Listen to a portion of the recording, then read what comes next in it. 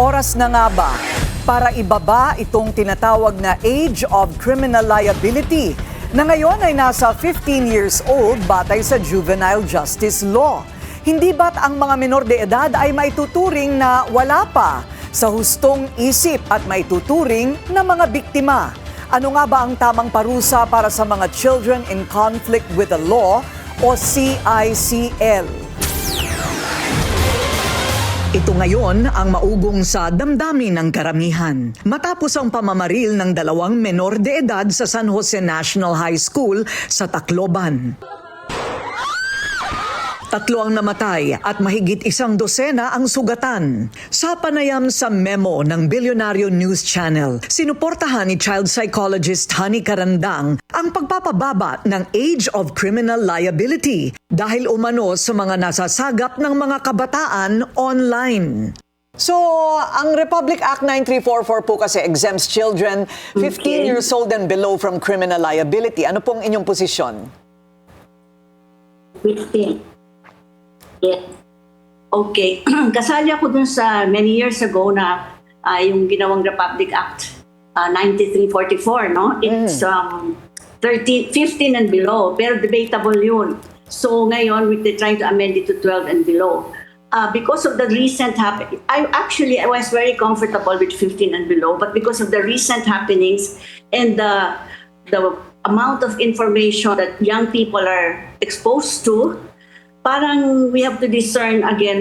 Nakasaad sa Republic Act 9344 o Juvenile Justice and Welfare Act na ang mga batang 15 anyos pababa ay hindi mananagot sa maituturing na pagkakasalang kriminal. Pero sila ay sasailalim sa intervention programs para sa rehabilitasyon. Exempt din ang mga edad 15 hanggang 18 sa criminal liability, maliban kung mapapatunayang may sapat na pag-unawa o discernment na ang mga bata sa kanilang mga naging aksyon.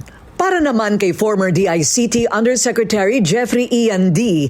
at Professor Justin Ray Chavez na isa ring psychologist at psychometrician, mahirap na basta ibaba ang age of criminal liability dahil kailangan pa nito ng karagdagang pagsusuri ayon sa siyensya. Iba-iba rin nila ang antas ng discernment o kakayahang makaunawa ng mga bata. I think that most cases involving 15 already has a particular level of discernment, no? Especially when we're doing cyber cases with the NBI in the past. So I think 15 might be, for criminals, I think we need to lower it. What I don't know is what's that sweet spot, no? Kasi walang consensus, walang international consensus. But there is an international consensus that 16 and 15 usually acts with discernment. Yes, we can lower the age of criminal liability. But some point po sana magsimula sa school na magkaroon po ng mental health-based program para po sa mga bata.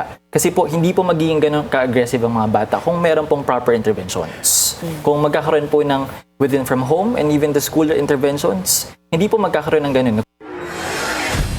Sa puntong ito, mayroong mga tanong ukol sa ano nga ba ang nararapat na sistema ng katarungan kapag menor de edad ang may kagagawan. Ang pagsinsin sa mga batas, mga pondong hindi ginagamit para dapat sa kabataan at kung ano ang epektibong pagtuturo sa kabataan ang ilan lang sa mga naghihintay ng kasagutan.